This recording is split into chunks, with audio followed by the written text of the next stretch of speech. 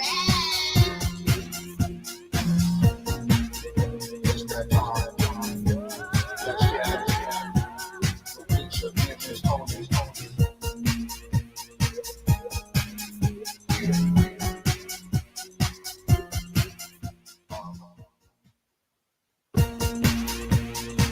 Hey y'all, we are back, we are back, we are back. It's that time.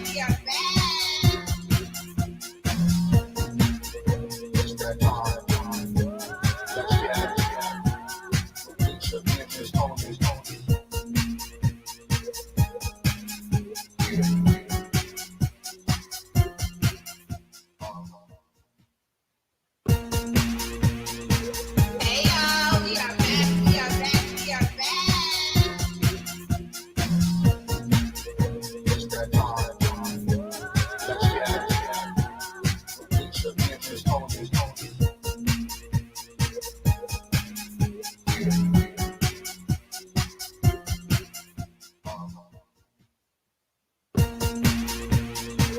Hey y'all, we are back, we are back, we are back.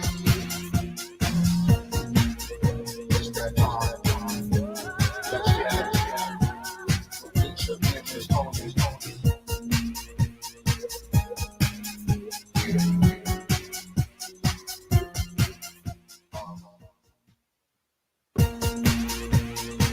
Hey y'all, we are back, we are back, we are back. It's that time. Let's get it. Lissha, Memphis, Toni.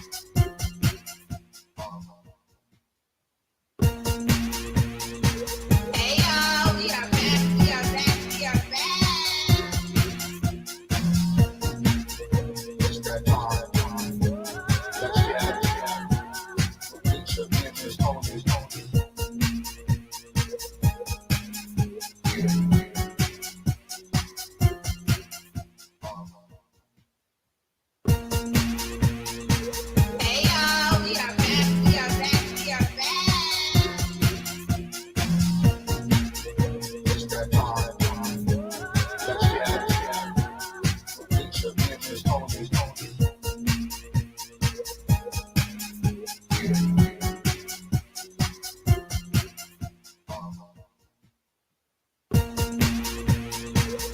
y'all, we are back, we are back, we are back. It's that time. That you have. Lissha, Memphis, Toni.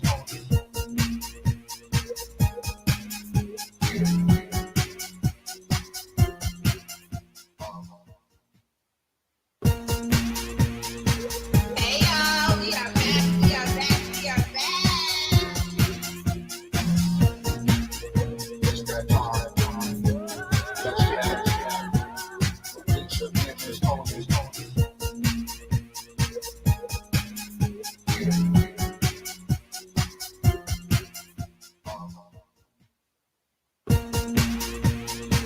Hey y'all, we are back, we are back, we are back.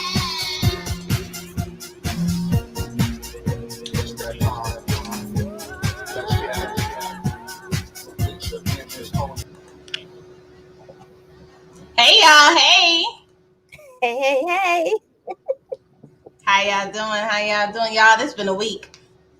I So know. bear with us on today. It has been a week though. Shout out to y'all. Welcome to Let's Chat. I'm Miss Lissha. You know, I got my right hand, and most of the time, she is my left. The fabulous Miss Toni, y'all. Y'all be here? We here, y'all. We here. Hey, how y'all doing? How y'all doing? Happy Thursday. Hey, Tasha. Sasha. Sasha Scott. How Hey. are you? How are you? It's been a Listen, minute, girl. yes, you know, I had to give Miss Toni a little break, y'all. Listen, in September, I was stressing my girl out. We literally had a show every day, and she was like, look, I don't get no free time. I mean, what? Am I supposed to be doing this till the summertime is over? I ain't gonna get outside till the snow. Girl, we done been here through COVID, through the summer. We in the rainy season. I don't know if I've seen the light of day. Listen, I had to give my girl a break. I had to give her a break. So, but we getting ready to go on break in November.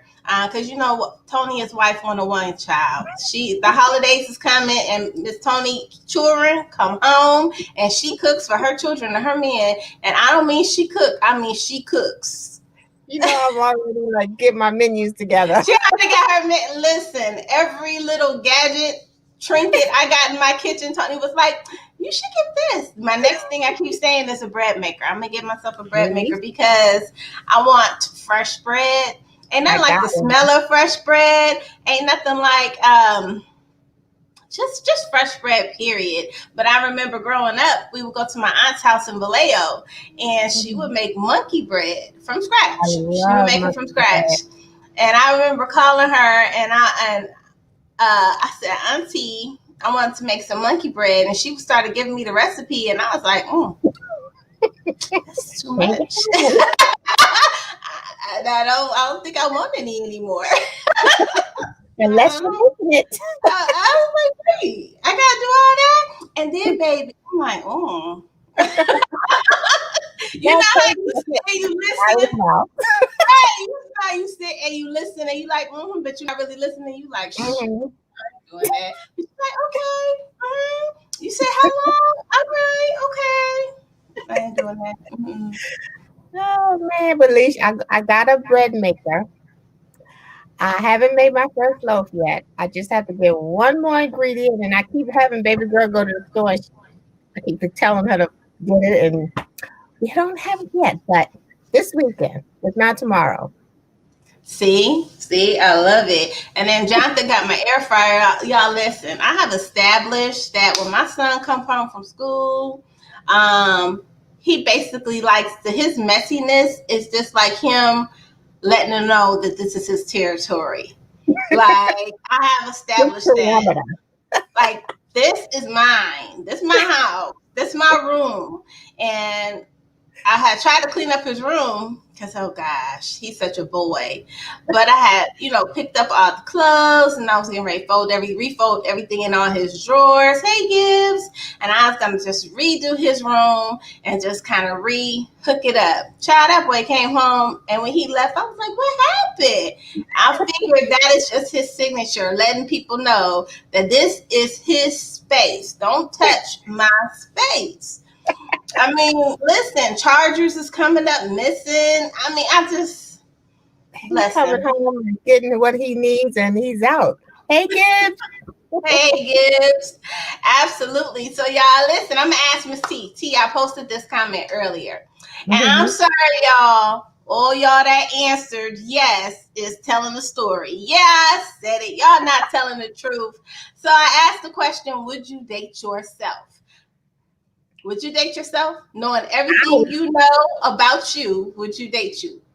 I would date myself because I'm always putting myself in someone else's shoes on how I treat them. Because I treat people how I want to be treated. Even my quirkiness and sometimes, but I on the up and up, I try to be the best person I can be. Did your son move out or go? Oh, yeah. Okay. All of the above. All of the above. So I would not date myself. Even though I'm super dope. I am super dope. Yep. I will toot my own horn. I am dope. I will. I'm a soul scratcher, so I'm an encourager. Those things are all true. All of my good qualities, yes, I would date my good qualities. But I'm not nice sometimes. And I'm gonna say, since my mom passed, I'm a little emotionally detached from some things. And so on the downside, no, I would not date myself, because if I had to date somebody that was not nice sometimes, that was a workaholic, that was emotionally detached, I'd be like, listen, I don't have patience. I can't with you. I'm sorry. I would say, because I'm like, I wouldn't treat somebody like, why did they treat them so? Listen, as you say, listen. Listen. At this, but you know what? I would not date myself because most of the time people have issues, right? When you have issues, most of the things you are working out is things that happen in your childhood. And then when you get older, you want to blame it on other people of why you're doing and saying and acting however you're doing and saying and acting. That's bullshit. Yes, I cursed. Because this is the thing. Those are things that you did not work through. And so when you get into a relationship and you be like, oh no, they're just not emotionally attached. They're not emotionally available. You are attracting yourself. And when you say that somebody is not emotionally available, ding, ding, ding, you are not emotionally available because you're focused on something else. And you want somebody to focus on you while you focus on something else. And then when they don't, they're emotionally unavailable. I'm emotionally unavailable because I'm focused on me. It's so many things that I want to do. I ain't got time to be focusing on no man and what he need and how he need it. No. I'm very loving. I love taking care of people. I will get out of bed and do for somebody. I will. But you know something, Leash? This it may sound cruel, but a lot of life has happened between what you went through as a child and where you are now. I would think that all of those years and all of that life you lived, you can't focus on the way you are now on what happened when you were like 5, 6, 7 years old. At some point, you're gonna have to. Okay, that happened then. Toni said you got to get it together. You got. But subconsciously, sometimes you just gotta like get over it, But subconsciously, and when you do things, sometimes subconsciously, you don't think about that. But you have to, like, I'm a people watcher, and it's like, dude, like, did they hurt Like, did they hurt you or did you put yourself in a position to be hurt? Yeah, I said it. Every time somebody does something, you know what I'm saying? You know what it is. Right. And sometimes it's just that you changed your mind and you don't want to do something. That's why we had James Rodman. Y'all make sure y'all check out his live. He was like, he believed in fairy tales and butterflies and love is forever. I don't believe that love is forever. I don't believe in fairy tales and butterflies and all of that. I mean, it's cutesy, but no. And I feel that people change. And if you expect somebody to stay the same way, however long y'all been together, you are living in a dream world, because that person is going to change. And to love somebody means you have to love them every different elevation and change in themselves. And most of the time, most people love them for that first person that they met, but they don't make room for growth. And when that growth comes, they like, oh no, they changed on me. They supposed to. If they didn't, I would think something was wrong. Everybody changes. I'm not the same person my husband married 28 years ago, and he's not the same person I married, but we've grown together. Those people are still within us. It's just that we've grown. And loving someone is doesn't mean that you don't get upset. I mean, loving someone is hard. It's hard, especially when you're in a relationship, you're in a marriage. It's hard. It's work, and that's a daily work. You have to be in it to want to be in it. Change happens. Life happens. So a lot of things, like I said, a lot of life is in between those many years, and it's either gonna make you or break you. Absolutely. Absolutely. But you do have those group of people that feel like, oh, this wasn't the person I married. No, it's not. But were you paying attention to that person's growth? You know what I'm saying? Or were you paying attention? Or were you paying attention to yourself? You know what I'm saying? Because you didn't notice that person has changed. Like, I love Toni's husband because he with her growth. Whatever she in, he like, okay. He down with it. If he don't like something, he will say, I don't like that. But Miss Toni husband is the surfboard on her wave. Okay, listen, where you want to go? What we trying to do? What's the move? What's the move? He with it. He's with the person that his wife has evolved into. But everybody is not like that. Everybody cannot handle change. Why? Because when you change, it requires them to change. And some people are not trying to change. They're really trying to stay that person they were. But you have to. We both embrace each other. You can't. He can't just take me for my growth, and I can't just take him for his growth. We have to accept each other. It's a two-way street. Absolutely. And so back to the post, it was that a lot of times we will always say we will date ourselves majority of the time. Right? Because we will make allowances for our own shortcomings. And I say that to say, you have to make allowances for someone else's shortcomings as well. So when you say you will date yourself, if they had your same shortcomings, 9 times out of 10, you'll be like, but you make allowance for yourself and the things and your shortcomings. Like, well, you got to be patient and you got to be. But if you had to really do those things, you'd be like, We're gonna ask Miss Teri how she feel about this. Yes. We love hearing our guests. Yes, she coming in here all cute, y'all. Look at her. Listen, look at her. I'm in the show.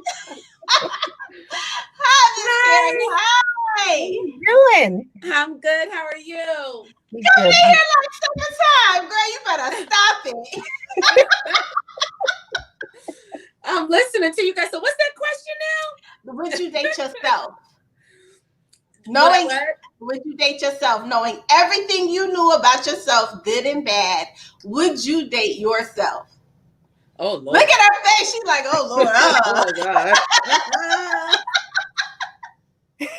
You're going to have to do everything my way. You're going to have to do what I say. And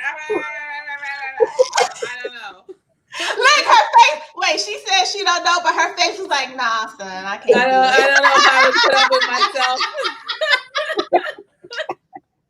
I love myself, but I don't know if I would put up with me. It's a lot to put up with. I ain't gonna front.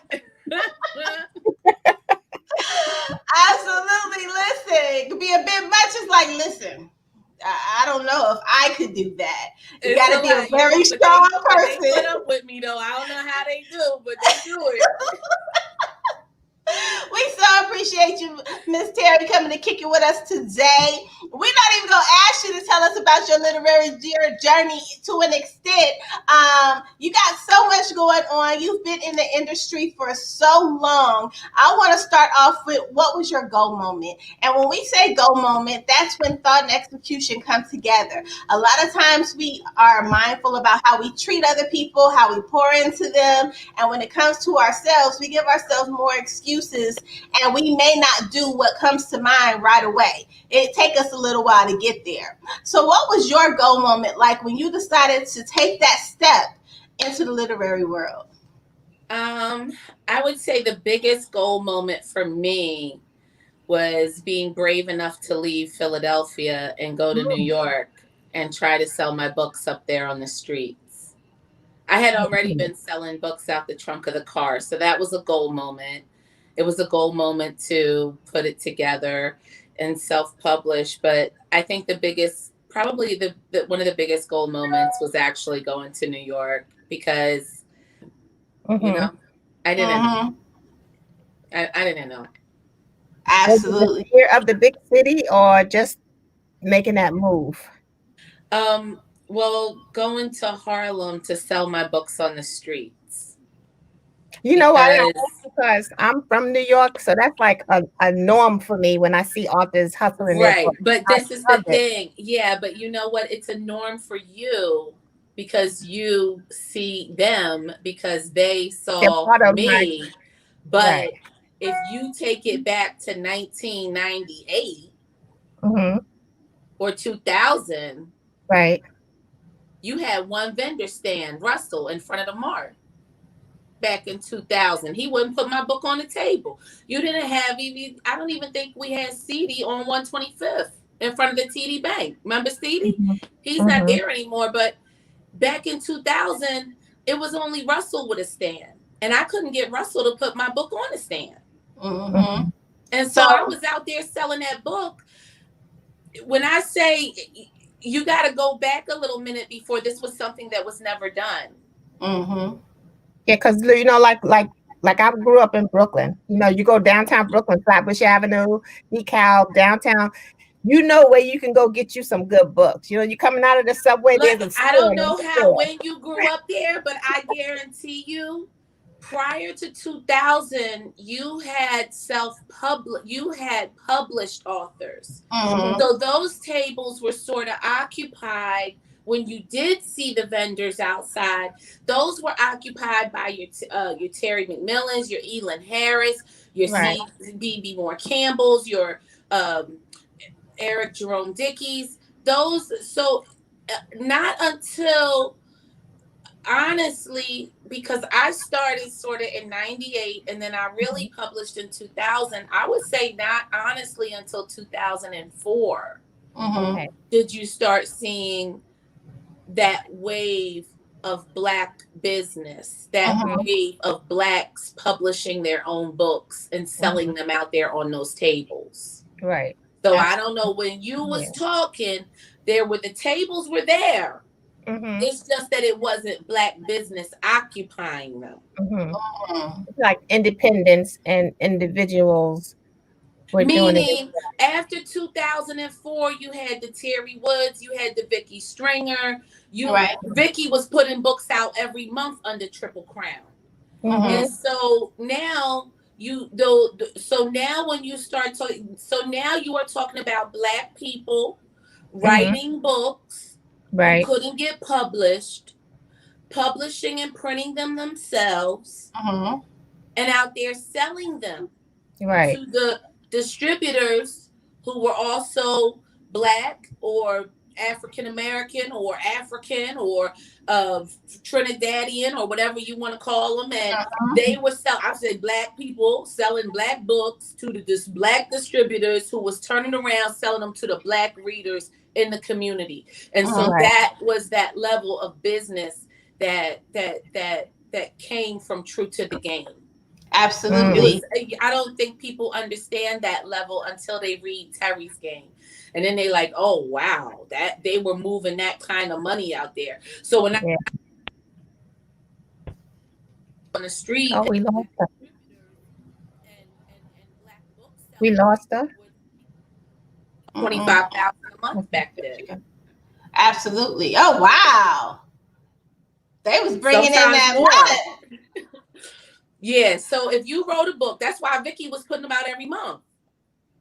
Vicky Stringer ended up, nobody even talks about the work that got put in, but you're talking, that girl had like 100 books out there and 34 authors.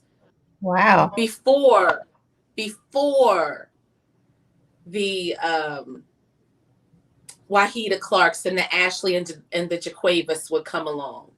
Right. We were already out there getting it ready for them. Right. Does that make sense? So, yes. Yeah, we got it ready for them. When you got your first publishing deal, what was that feeling like for you? Well, Not that I didn't really get a publishing deal. My publishing deal didn't come until after I had already sold 1 million books. Really? Yeah, nobody would publish me. But how did you feel like when you got it? You had, mind you, you had sold 1 million books. You was already self-published doing your thing. So normally when it's that situation, they don't have their hand closed when they come to you. I felt like I was being acknowledged on another level, but I had already been acknowledged by my people. And I had already been acknowledged by my peers. I had already been turned down so many times trying to get published. And then to sit there and have to sell the book and, you know, make people pay attention to you and make them, you know, want to come and give you a deal after, you know, you're being turned down so much is an honor. But, you know, it was a good feeling. I mean, it made me feel good. You know, I'm not going to say it didn't, but the road that had to be traveled to get to it was so crazy that, you know, it's sort of like, I don't know. It's not easy for us, man. They make it, you know, they act like this shit is easy out here. Like black people, we gotta stick together, boy. It ain't. You gotta go sell. You literally have to sell 1 million books before you'll be noticed. Right. You know, it's not like your foray into it. Like that was your first foray into it. You had already put that work in. You know, I'd already put the work in. So you're now already, you're just, you know, again, I acknowledge the next level of my career. Absolutely. And that made me feel good. But I would have appreciated it, I think, a little bit more had I've been acknowledged in the beginning and assisted and given the resources and given the situations and given the opportunities and given the windows and given the doors and given everything that, you know, should have been given to me that wasn't, that was not, and that was never. You know, not and not even included in that deal. And so, you know, just being a Black writer, I don't think people realize how hard it is. You can't name one African American that's a children's book author that's mainstream and accepted across the board. Not one has, not one. So to get this far and to know what we're up against, and now just to like be able to see like I can see it now. And before, I think I was frustrated because, you know, I couldn't see the things that were blocking me. And I didn't realize it was just me being Black. Right. But I will say that everything happens for a reason. Your path was not easy, but that path was there for a reason. Those obstacles were there for a reason because now you have Teri's game. You see what I'm saying?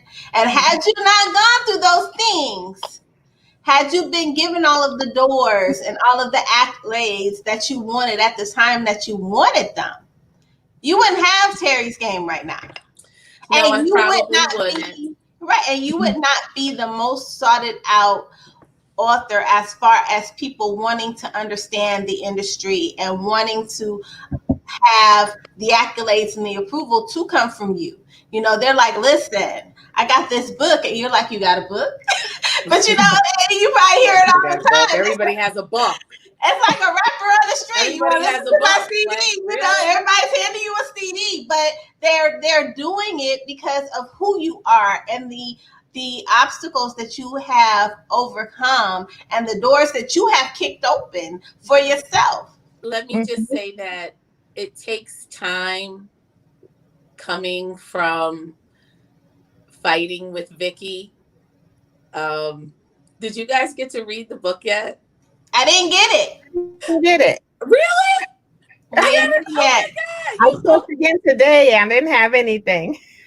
Okay, so let me just say this. Shout out to Vicky. Shout out to Vicky Stringer. I should shout her out in every interview. It's so funny when I look back on all the fighting, all the bickering, you know, and she was my competition back then. Mm-hmm. You know,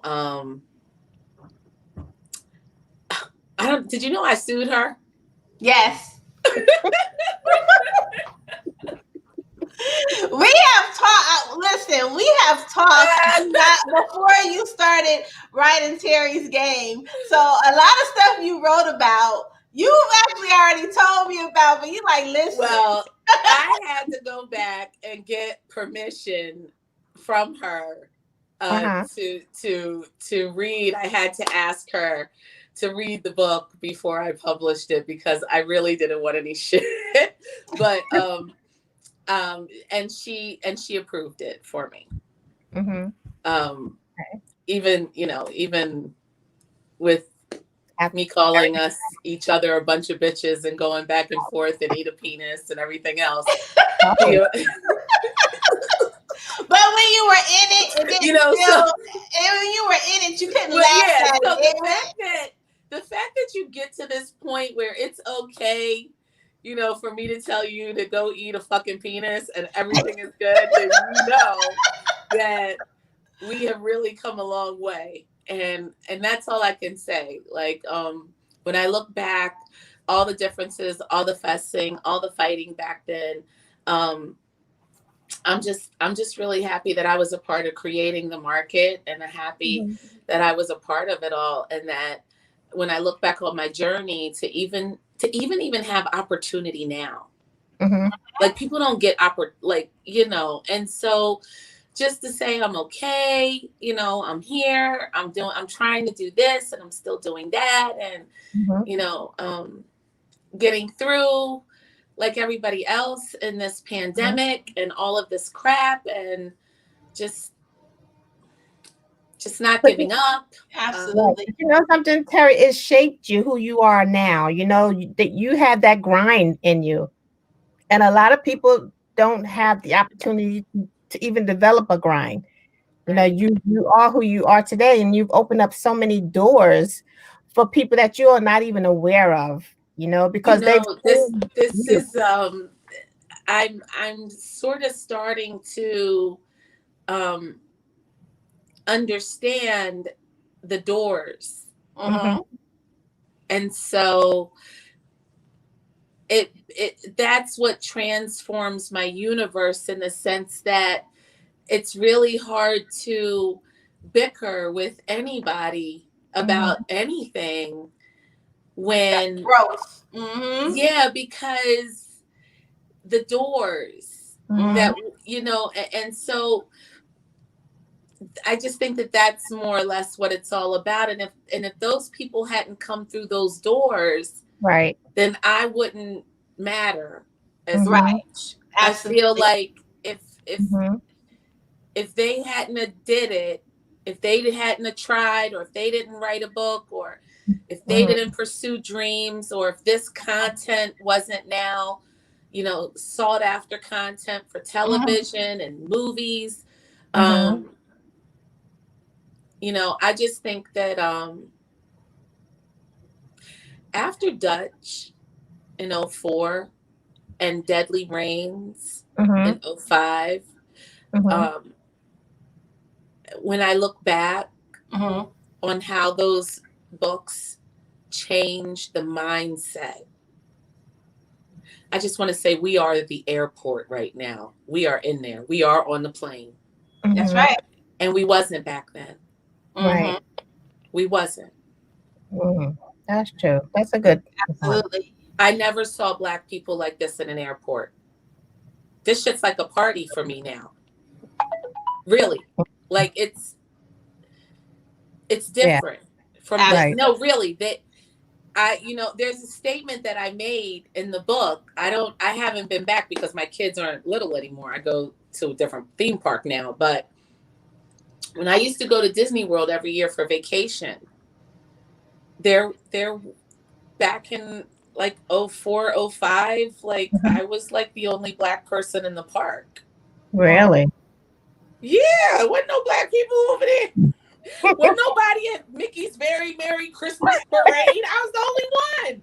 I was like, where's everybody at? This is great shit. They should come.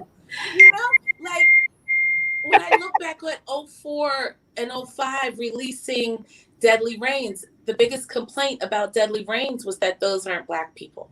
You should have made them Italian. Black people don't, like, that's not us. Mm. Really? They couldn't see themselves with that much money or that much power or that much sophistication. My Mhm. audience that was used to reading The True to the Game and the Be More Careful and the Dutch, couldn't see themselves on that level. Mhm. So it was Ab- unrealistic Mhm. to be from Princeton or to be from Harvard or to run control a state or to have that kind of wealth. Mhm. Absolutely. Now, You Miss know? Terry, I have a question for you, because we've talked about and we've been able to see your growth. But what do you admire the most about your pen? Um, my ability to hold people on the pages so that Mm. they can't put the book down. That's a good book right there. That's what we. That's That's all of what my I. books. That's All what of I them. when But I open the that's book. true. That's once I go. So, it's all in Teri's game. I really don't want. I thought you guys already. I didn't get it yet. I could have been sent you this book. You got to be kidding I me. could have can't listen. I could have drove and picked it up. I could honestly just We came to could the have house. made an old lady gang, and I could have gave you this book. I could see y'all but tomorrow. We go to old lady gang. but now Okay. listen, you got to tell us what can readers expect from Terry's game. Like I already know what they're gonna get from Terry's game, but I want to know about first the intent behind constructing, because you had to construct it very strategically. What was the intent behind constructing that book, and what did you want your readers to get? You know, I guess for me, what I wanted was for my story not to be diluted and the truth to be told so that there's no fiction, there's no stories, there's nobody that's able to say anything now because I can divert them back to Teri's game, which is actually in print being sold, which makes Mhm. truth another level. Mhm. Mm-hmm. And so for me, it was telling a lot of my own truth Mm-hmm. Mhm. because I probably wasn't as truthful in business as I should have been. And then there was also a part of me as my family as outside of business, my personal life, Mm-hmm. that I felt. When I look back, I just wanted my children to know and understand the intricate pieces of things that can happen in a family. Mm-hmm. And so part of it was for that, because on my level, it's a lot different, obviously, Mm-hmm. because of the money. Right. And so it makes relationships different in a lot of ways. Very true. And then being successful and you there? Oops, did I lose you? Nope, we're No. still here. Okay. Maybe you just went out on my screen. I can't see you though. Where are you at? Okay, there you go. Now we lost the volume. Did you turn your volume down? No, There you go. wait a minute. You there? Yep, we're here.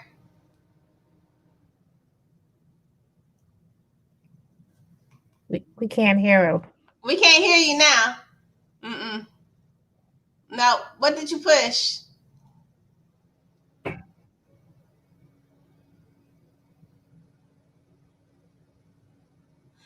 Okay, go out and come back in. Because she was getting ready to share some good stuff. Can she? She's going to come. Okay.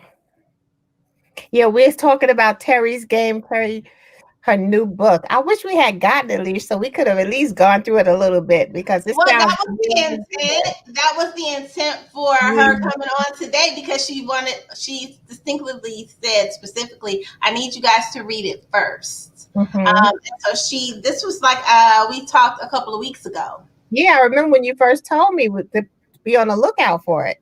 Mm-hmm. So, and I actually went today again to my P.O. box, but I hadn't gotten it yet. She should be pulling in. But yeah, and I remember talking with her about the book. And let's see if we can hear it now. You there? Got me now? Yes, we got you. Okay. It was getting good. Well, I sort of just wanted to, like I said, I wanted to leave a piece of my life and my story, and I wanted to tell it so that it wouldn't be rewritten.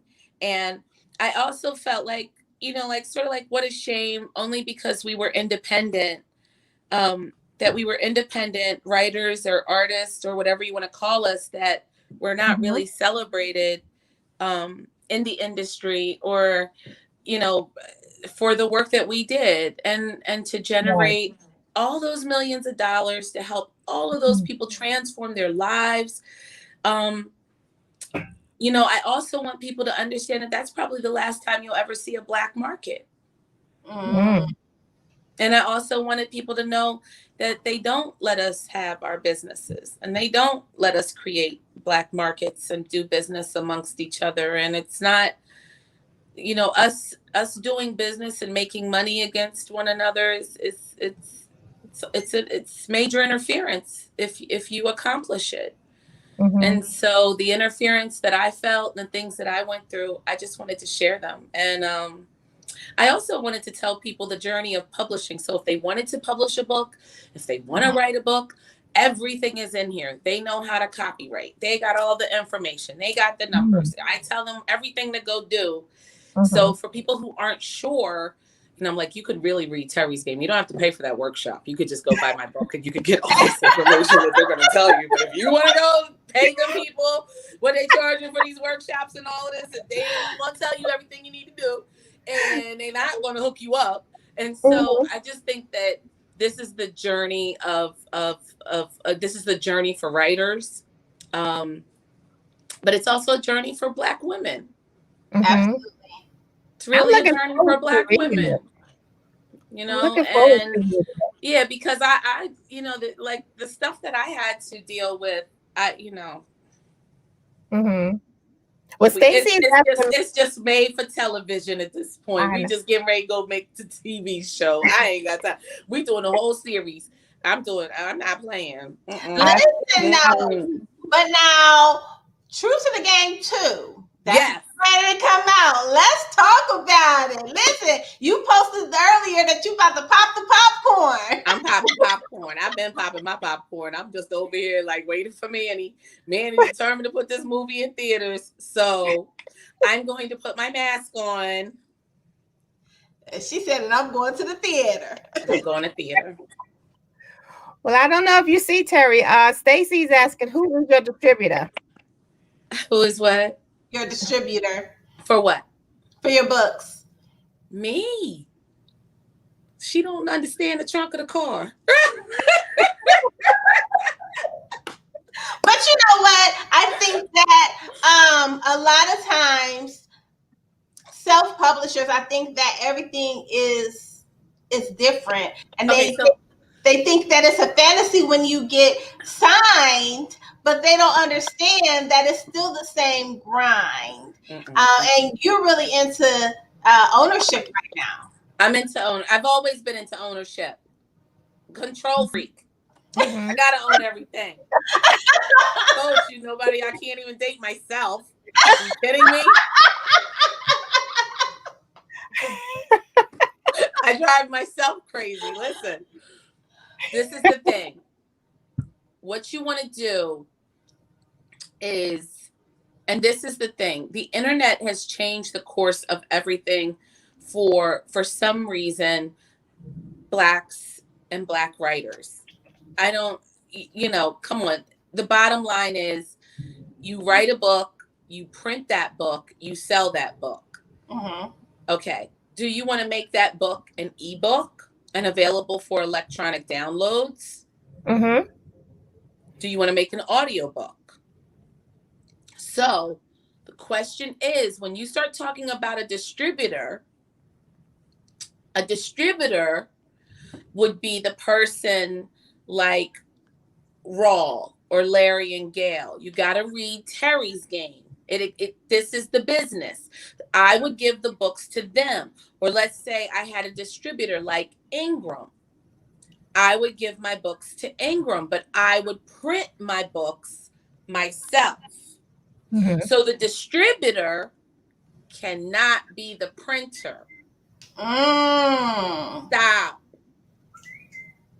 Mm-hmm. Stop. Okay. And stop it. Just stop it. Stop. That was a jewel right there. She said, did y'all hear that? The distributor cannot be the printer. Right. And that's what they're doing and presenting. They're presenting these offers of printing and distributing your work or e-booking and providing the files. So you really aren't really in the end going to know really what's going on if they don't want to be honest with you. And the reason why I say that is because this is the state of Black America. Mm-hmm. Mm. Okay. Where's all our money? Right. Where's all our money if you're selling my content? Where's it at? Right. Because if I let them sell it, I won't have anything. It's not in your hands. Yeah, where the fuck is my money? Right. Where the fuck is it at? That's right. No, I'm not doing it. So you know what? And you know why I'm not doing it? Because you don't have to keep showing me who you are. You done showed me enough out here. Mm-hmm. Black folks is messed up out here. Black folks is, I'm good. And then you, nah. You done showed they done really showed their hand now. Right. Mm-hmm. They showed their hand. Well, if you're paying attention, you'll see it. Why would I give you my shit?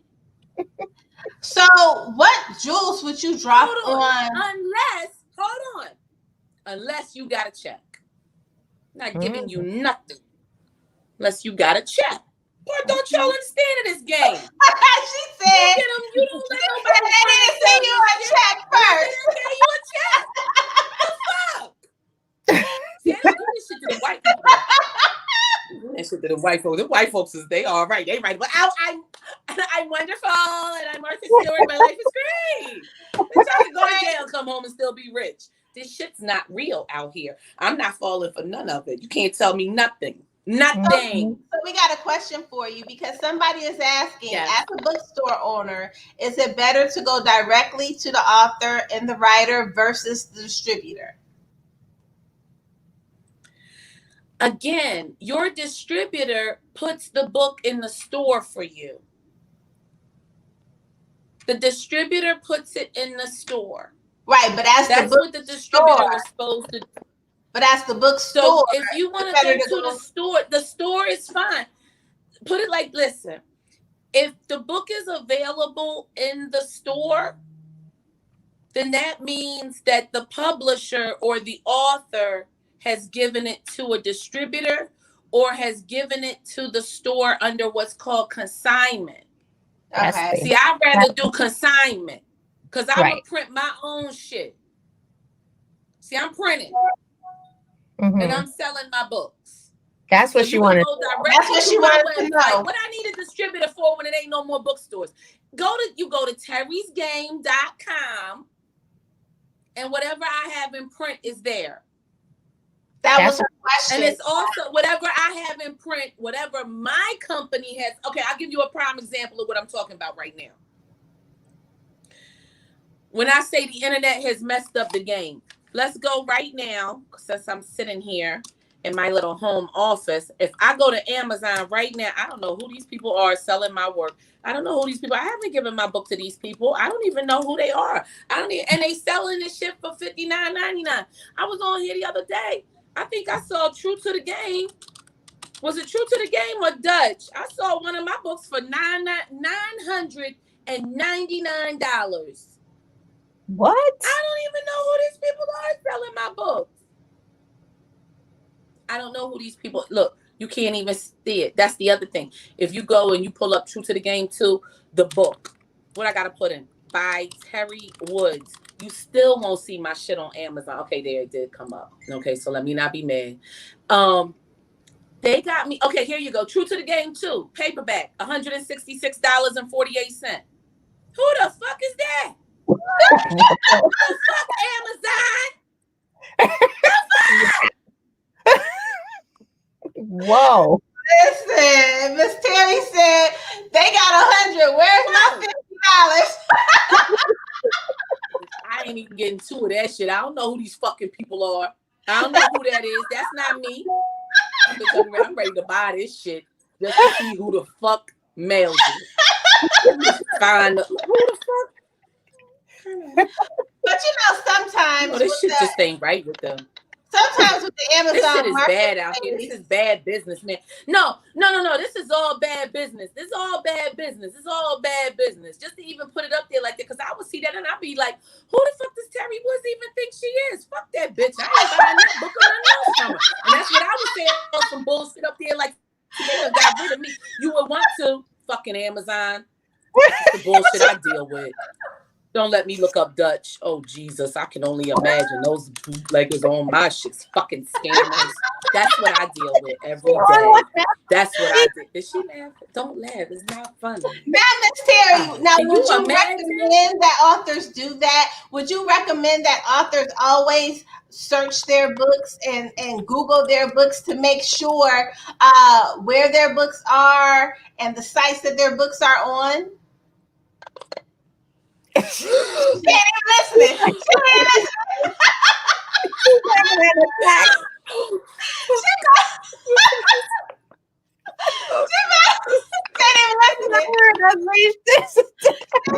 Listen, maybe have to text her. She ain't even listening. She's like, listen. She's having a moment. Yo, they got Dutch up here for $890. What? Yeah. But you know what? Either it's their own, I believe it's either their own personal personal book that they are reselling, or they trying to say they got something that they ain't got? Preloaded digital audio, $59.99. They got 3 new ones for $232.54. They got 15 used ones for $25.79. They got this paperback right here, Dutch 2. This motherfucker priced at $8.90 on Amazon. I don't know who these people are. And this is why I'm saying to you, everybody, you're going to be taken for a ride. If you got a head, they taking that shit. Them white folks taking your shit. You will get what they want you to have, little black person. And you better get in line and act like you know. Okay. And if you don't want to act like you know, then keep acting like they like you. Ooh, and see where you get. Okay. Keep now, it up. Keep it up. For all of those that are Miss Teri, for all of those that are authors, and a lot of authors on here that are self-published, I want you to drop some jewels on them, some practices. I can't even think about, because I'm still on this 890 right now. I know. I don't understand. Yo. I want you to drop some publishing practices you feel that they need to do in order to protect themselves. Copyright your work. With the Library of Congress, you're going to need to get your TXU form. And everybody be running around talking about, oh, will you read my book? I have a book. And the first thing I say to them, well, did you copyright it? And they say no. So you don't want people looking at your stuff. You want them to copyright it. You want to know what you're going to do if you're really trying to publish a book. I can tell you the book that I read was Dan Pointer's Guide to Self-Publishing. I got that book. That was the book that I was told to read if I wanted to know how to publish a book. And so I can honestly tell you that I have dropped every jewel for you in Teri's game. It's going to give you everything you need to know about this business. And how to protect yourself.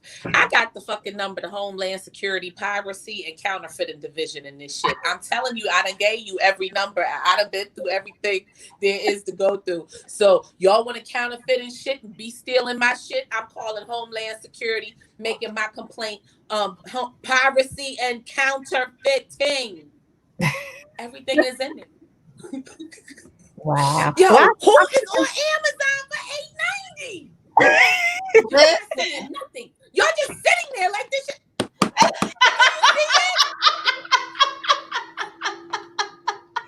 I'm gonna go now to Amazon. Miss Teri said I'm about to drive $800 for a book. What's going on now, Teri? $190.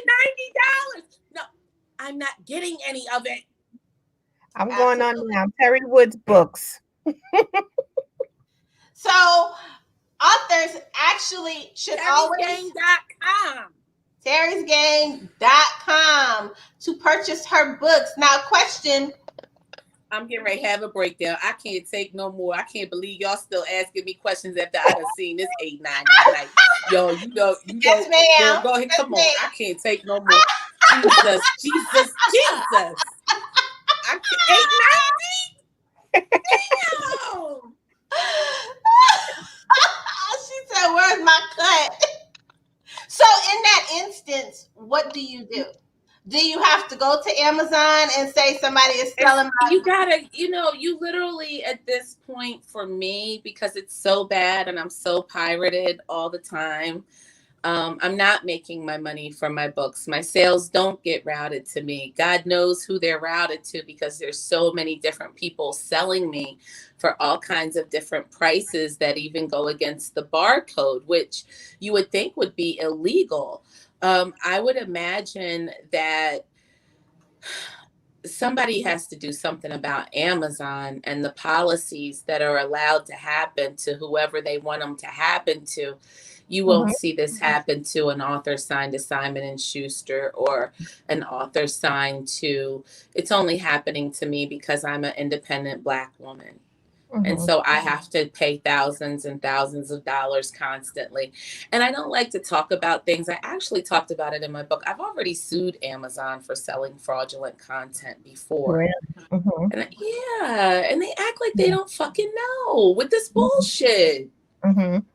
Wow. This, they just They blame it on the third parties.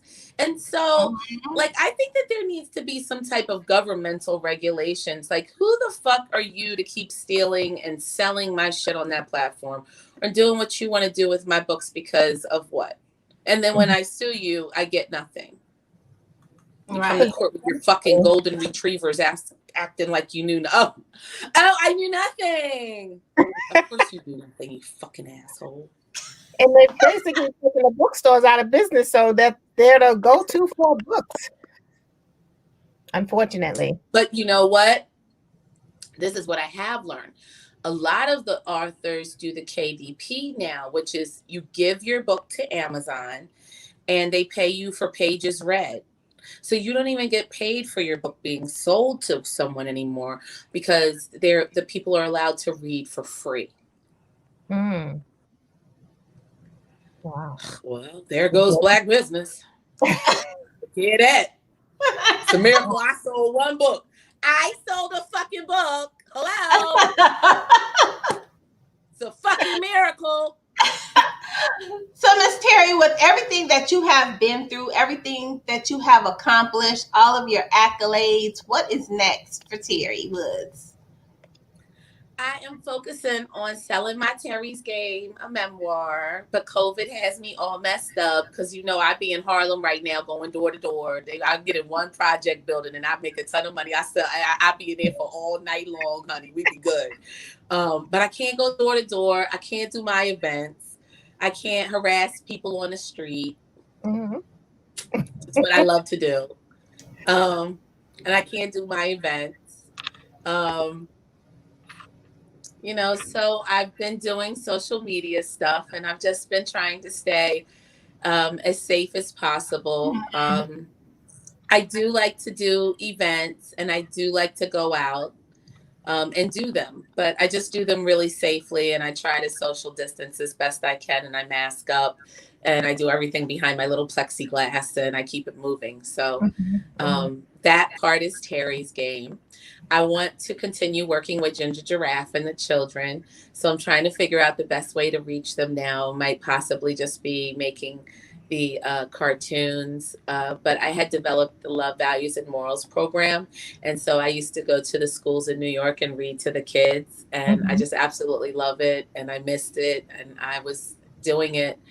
I've been doing that since 2015, and I became a vendor with the Department of Ed in 2016.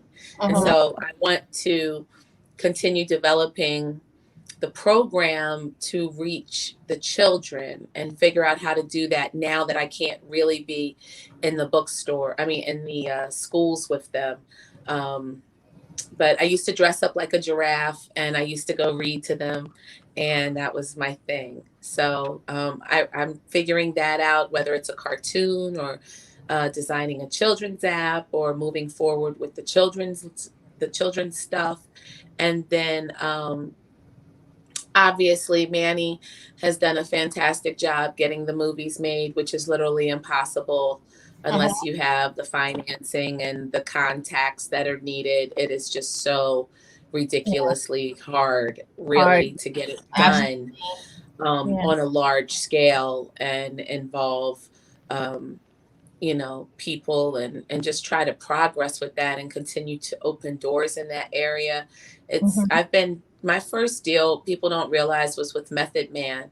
I met Method Man and he introduced me to James Ellis, who then him and Shauna Gar orchestrated a deal for me with Cash Money back in 2001, which is really what really put me in the game, because once I did that deal with Cash Money and I got all that money, then I was really able to do what I needed to do in business and expound. I was able to execute. Money lets you execute. And it not only allows you to execute, but it also allows you to align things that need to be aligned that you can control. And so I was really good enabling myself to do that with that deal. But I've been trying to do films for so long, and now I'm focused on the series. I want to see Deadly Rain's Alibi and Teri's Game made into series, and I want to do I have another book I like called Oh God, tell me your name. And I want to see that. It's a scary movie. It would be scary. Really? But I really focused on film, cartoon, and just focused on the children's stuff, I guess, and promoting Teri's game and just like right now, just managing with everything that's going on out there and just trying to stay positive and stay focused. Absolutely. No, because I'm the worst. I should have been in jail by now. I don't understand why I haven't had no altercations and I'm not locked up. They throwing me off the Delta airline plane. Let them have somebody else waiting for me when I get off the plane one more time because somebody doesn't like what I said. But so now I'm not saying anything because I see they really do have no problem locking your ass up. So go ahead. I ain't bothering nobody on the Delta plane no more. Delta ain't got to worry. Delta gonna have me arrested. See, y'all just don't know that they don't be focused on me. Delta gonna put my ass in jail. I need to go to court. Listen, leave it alone. Leave them alone. Leave them all alone. It's not worth it. It's not worth it. Leave them all alone. Leave these people alone. And see, I'm so glad don't nobody turn their cell phones on me, and I be going in all the time. Nobody pays me no mind. It's wonderful. But yeah, just you gotta be safe, man. Just I don't know what to say. I'm still messed up from the guy in Philly right now. And I'm messed up with Philly. I'm messed up with the rioting. I'm messed up with New York. I'm messed up with Georgia. I'm messed up with, just the reality that answers sort of the whys in my life, but I didn't know it was, I really, I feel so bad. You know why I feel bad? Why? Because I used to really tell these Negroes out here that y'all really need to get your shit together and try to do a little bit better. And they would be, looking for this support that I just didn't get. Like, what the fuck is wrong with y'all? But I didn't know that they really couldn't make it down the street. Like, that shit was real for them. Right. I just thought they were saying it. Right. It's the world we live in. Nah, they really couldn't make it down the street. They really... and so I, just realizing that it's really that bad out here for us. Like, it's really that bad for,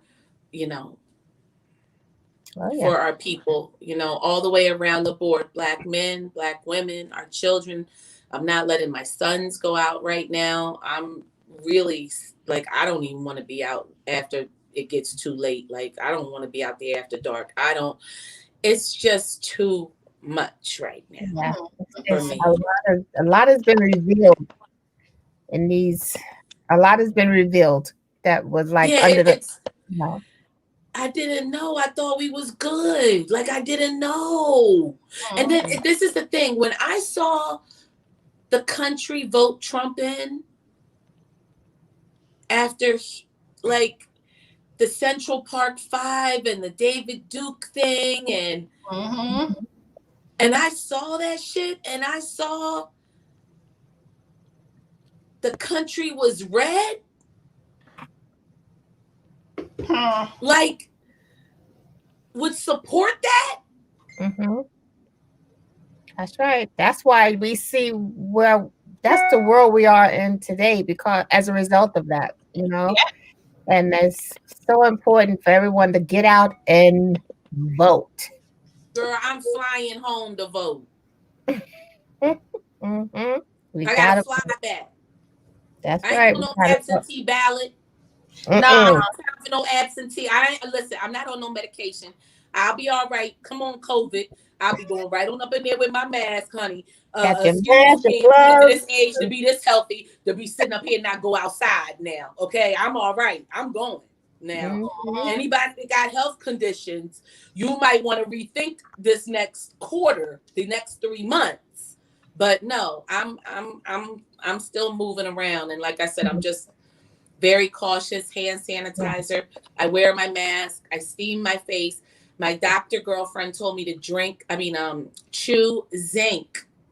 Really? Y'all don't know that? Mm-mm. I take the pills, but you chew it or you take the liquid version?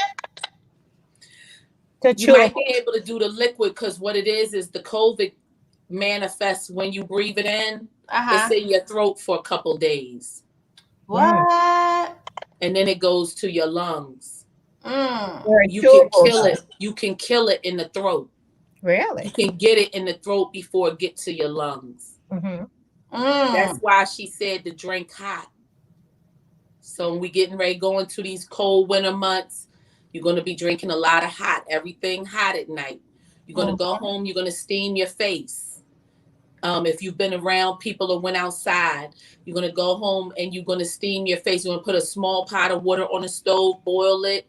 You know how when you take it off the burner, the Mm-hmm. steam comes up. Yeah. Okay, you're gonna drop your salt, sea salt, Himalayan pink salt, sea salt, prefer, and lemon peel. Orange peel's okay, but you gotta have a lemon peel. I don't care about the ginger and all that other shit. You can put whatever else you want in there, but you gotta have the sea salt and you gotta have a lemon peel. That's coming from my girlfriend who's a doctor. Mm. You're gonna breathe that in, and you're gonna let that steam get in your eye. That's it. Just breathe it up your nose. Take a couple deep breaths. Take that, chew on that zinc Mm-hmm. because the zinc kills it too in the throat. Mm-hmm. But see, Mm-hmm. I'm on silver. See, I don't gotta worry about it. I take. So you ever heard of silver? What's silver? Oh, you You ain't gonna have no. educated Yeah, tonight. they don't like me. They ain't gonna like me. Uh-huh. Yeah, What's silver? go ahead and spray that silver in your mouth and see what happened. See what happened. See what happened when you feel like you getting a cold. See what happened when you feel like, you know how when you get that cold, you start getting that little drip in your nose, or you might get a little burning up in here, the sinuses or whatever. Just a common cold, because we all Mm-hmm. got colds. I ain't even Right. talking about COVID yet. Under your tongue, hold it for 30 seconds. It's called colloidal silver. They sell it in Whole Foods right next to elderberry. Really? Stop What, playing with me. And I'm what's the name of 52. it? And let me tell you, this is what happened. I went to Houston for my birthday, March 7th. We I went to the saw turkey that. leg hut down there. Oh my You saw God. it. Oh my God. And I got off the plane and I kept saying, y'all done made me sick. Y'all done made me sick coming down here with y'all. I shouldn't have never came, because when I got off the plane, by the time I got to the hotel, I was sneezing. I was blowing my nose, Oh, sneezing and blowing my nose. And I mean, Mhm. achoo, achoo, achoo. And that's the worst. That's worse than a cough. I'm just going in. And Monique's husband, Rodney, said, yo, Mo, go get the stuff so I can spray her. I said, oh, Jesus, what y'all about to spray me with? He said, no, I got you. You ain't going to be, because I said, ain't no way I'm going to be able to do this shit tomorrow. I said, I feel like I'm coming there. Y'all done put me on that death trap plane, and now I'm getting sick. He said, no, I got you. He sprayed me with the silver. I swear to God. What? Baby, that shit's like a miracle. You will Really? not So get now you're sick. gonna have us going around looking for silver. And listen, colloidal silver, you got to order it online because they buying it out the store. Anytime, listen, if it come in the store and it's 50 bottles, you best believe somebody buying all 50 of them. Really? What? That shit ain't no joke. You ain't getting sick with it. Now, my girlfriend that's a doctor say you don't want to OD on it because it could affect, don't. I just do it at the onset of a cold, or I Mhm. do it when I've been exposed. But let me just say this. My children are going to high school down here in Georgia. In a school, I have one of them is in a school with 3,000 students and nobody's wearing masks but my children. My little black children is the only ones in there with their mask on. And I'm not going to say what school they going to. My son got all kinds of photos and videos of their asses in there coughing on everybody with no mask. I swear to God, he in there taking videos. I don't care. Get out. Get out. Oh. Because this is why. Only because we're healthy, and I don't want them to lose their place in line. And they not doing the homeschool. They sitting in here bullshitting. They did nothing for 8 weeks and had me thinking that they were doing their work. So if that's the case, then that means you're going to fail. You just sitting here playing video games, eating up my food all day, bossing me around, and now you messing up my day, and I can't get shit done because you in here causing disruption. So you got to go. And it'd be different if you was doing what you supposed to do. But since you're not doing what you're supposed to do and you healthy, put your mask on and go. And the sad part is we don't have good leadership, whereas if everybody would just mask up, you wouldn't have all this right now. You wouldn't have all these black folks sick and dying. You wouldn't have all of this. But they not masking up, and their children are not masking up. And so your children have to love you enough to mask up and separate themselves. They have to. And it might take a year. It might take 2 more years. Shit, if it take us 3 years, so what? But then we get through this shit and we a healthy race. Because remember, we are the strong, healthy, viral, strong, healthy race of people. So you don't want a sick race. You don't want a sick race. Your children you don't know what this virus is. And I promise you, it's bio warfare. I promise you this shit is bio and was made in a laboratory, designed with specific purpose in mind. So you don't need to get in the middle of whatever they got going on. This is not about you. Get out the way, black people, please. Put a mask on. Please. Thank you. She said it's not our fight. Miss Teri, we so appreciate you coming to kick you with us. Listen, everybody doesn't get to see her in this element. I've talked to her, so I see her in her element. She is really real. She don't pull no punches. She tell you how it is, and that's it.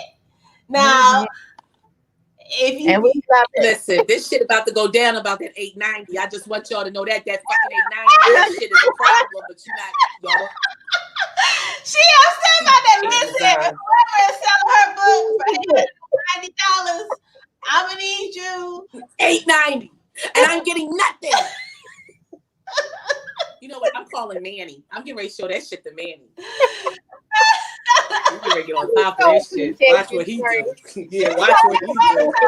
For $890, you better get ready to come up on some money. Let me find out who this is.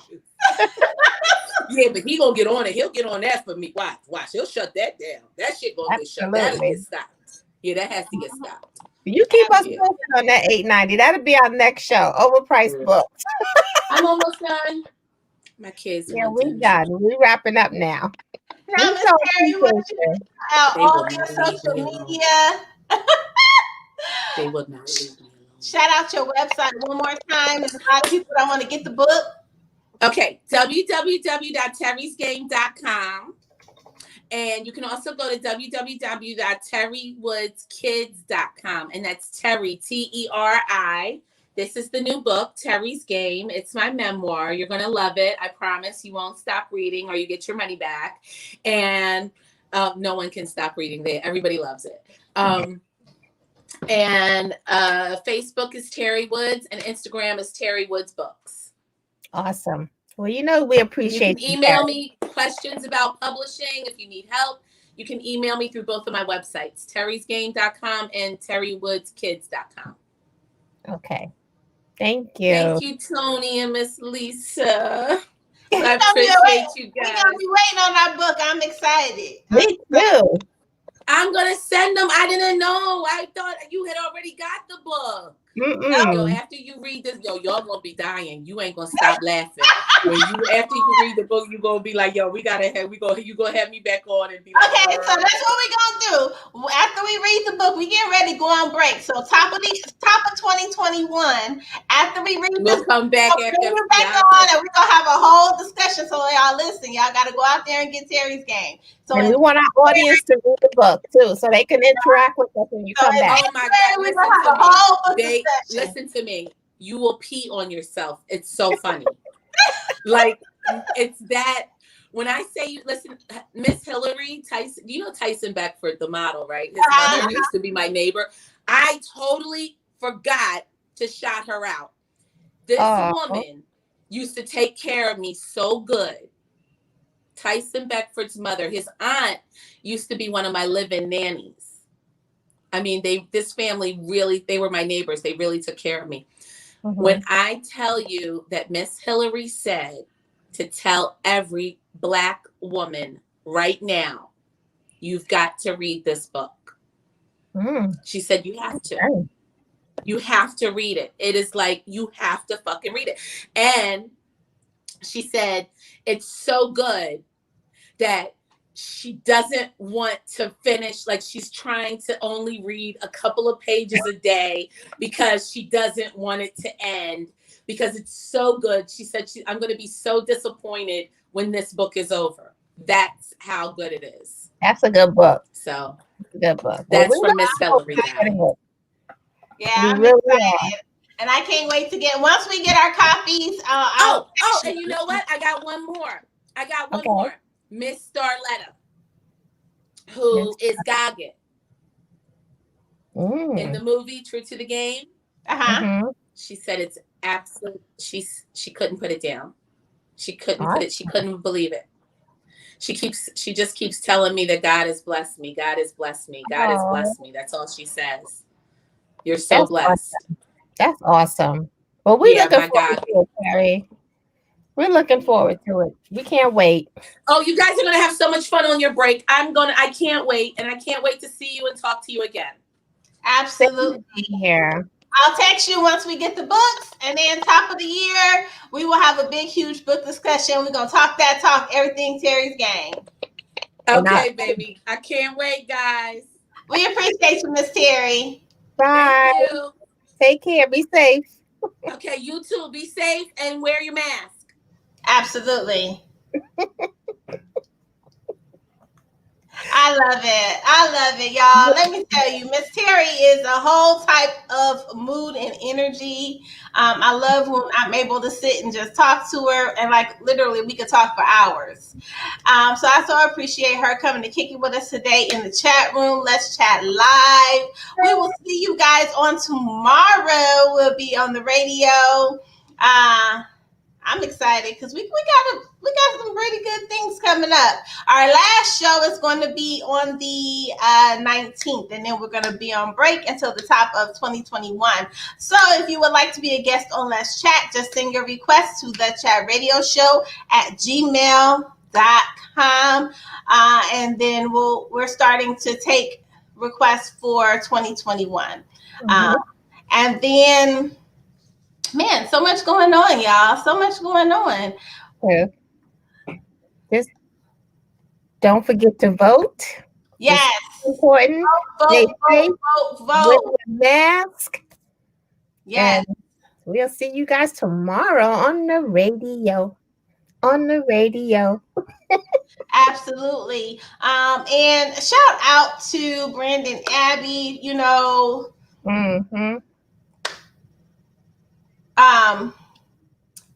Ebony is going to be missed. She is loved and cherished by so many. We send him love and blessings and peace to him and his children. We thank you guys for coming to kick it with us. We will see you guys on tomorrow on Let's Chat Radio. Make sure y'all tune in. If you're just tuning in, we're out of here. Make sure you head over to YouTube and check out our YouTube page. Check out all of our archives. Ebony TV on Thursdays. Check us out. You can see our replays on Ebony TV. We appreciate you guys. It'll also be on Spotify. What I do is I take the live interviews and I upload the audio to Spotify, to Spreaker, so that it could be on Spotify. So all of our Let's Chat live interviews will be on our Spotify, which will come through Spreaker. So we appreciate you guys, and we will see you guys on tomorrow. Good night. Good night.